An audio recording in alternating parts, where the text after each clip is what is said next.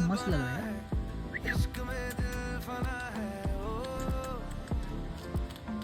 Try किया था तो टेसल्स वो गिर गए थे, कॉल पे भी मेरी उससे बात हुई है। क्या मस्त बर्ड है, blue colour, blue, dark blue, sky blue, सारा ब्लू है यार इसके अंदर उसका जो आउटफिट का कुछ कप्तान था वो उसने ले लिया। तो। Looks so nice, kitty, Indian bird.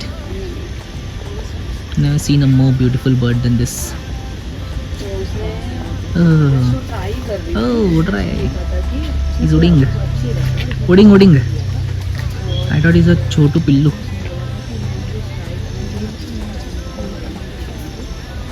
तो ऐसे और वीडियोस के लिए हमारे चैनल को सब्सक्राइब कर दो गाइस। मिलते हैं नेक्स्ट वीडियो में। जय हिंद।